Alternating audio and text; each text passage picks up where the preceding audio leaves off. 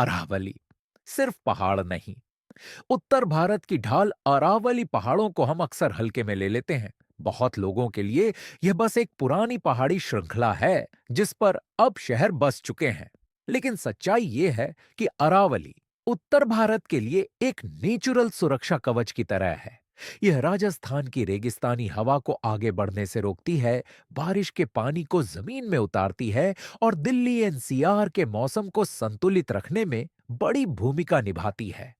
Court के हालिया फैसले ने क्या बदला? हाल ही में हाई कोर्ट और सुप्रीम कोर्ट से जुड़े अरावली पर फैसलों और व्याख्याओं ने एक बड़ा सवाल खड़ा कर दिया है।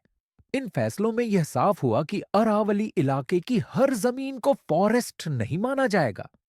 इसका मतलब यह है कि जिन इलाकों को पहले पर्यावरण के हिसाब से सुरक्षित माना जाता था, अब वहां माइनिंग, कंस्ट्रक्शन और रियल एस्टेट को कानूनी रास्ता मिल सकता है। कागजी परिभाषा बनाम जमीनी सच्चाई, कानून में जो लिखा है और जमीन पर जो हो रहा है, दोनों में फर्क होता है।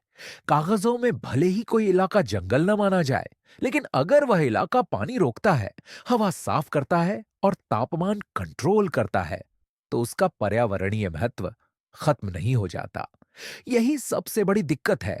फैसले कानूनी भाषा में लिए जा रहे हैं, लेकिन असर प्रकृति और लोगों की जिंदगी पर पड़ रहा है।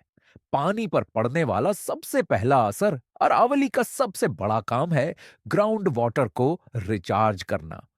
जब बारिश होती है तो पहाड़ियों और जंगलों की वजह से पानी धीरे धीरे जमीन में जाता है। लेकिन जब पहाड़ काटे जाते हैं और जमीन को कंक्रीट से ढक दिया जाता है, तो पानी बहकर चला जाता है। इसका नतीजा हम आज ही देख रहे हैं। ये दिल्ली, गुरुग्राम, फरीदाबाद जैसे शहरों में पानी लगातार नीचे जा रहा है और बोरवेल सूखते जा रहे हैं। हवा और प्रदूषण का कनेक्शन, बहुत लोग सोचते हैं कि दिल्ली का प्रदूषण सिर्फ गाड़ियों और फैक्ट्रियों की वजह से है, लेकिन अरावली की भूमिका यहां बेहद अहम है। यह पहाड़ियां राजस्थान की धूल और रेत को दिल्ली एनसीआर तक आने से रोकती हैं।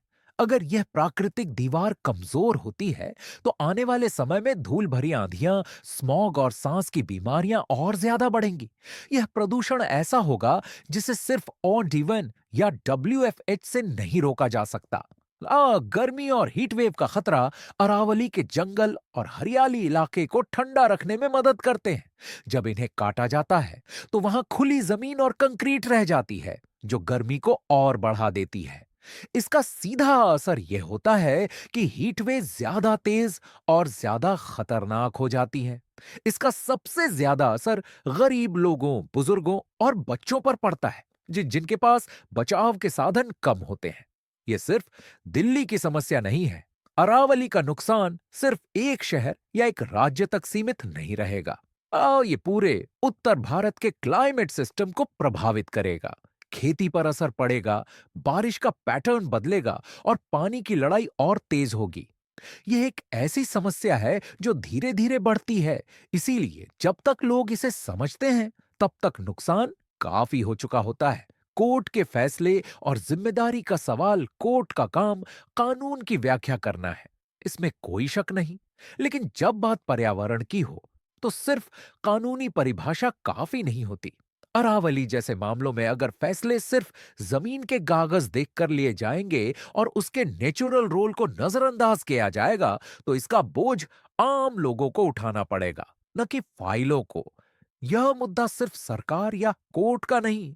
अक्सर हम सोचते हैं कि यह सब सरकार या अदालत का काम है, लेकिन जब हवा जहरीली होगी, पानी खत्म होगा और गर्मी जानलेवा बनेगी, तब यह नहीं पूछा जाएगा कि फैसला किसने लिया था।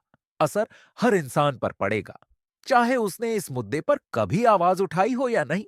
अरावली और हमारा भविष्य, अरावली को बचाना कोई इमोशनल या राजनीतिक मुद्दा नहीं है। यह हमारे सर्वाइवल से जुड़ा सवाल है। अगर आज डेवलपमेंट के नाम पर हम इन पहाड़ियों को कमजोर करते रहे, तो कल न पैसा काम आएगा और न टेक्नोलॉजी। तब सिर्फ पछतावा बचेगा। अब सवाल आपसे है, क्या हमें विकास और प्रकृति के बीच सही बैलेंस ढूंढने की जरूरत नहीं है? या हम तब जागेंगे जब बहुत देर हो चुकी होगी?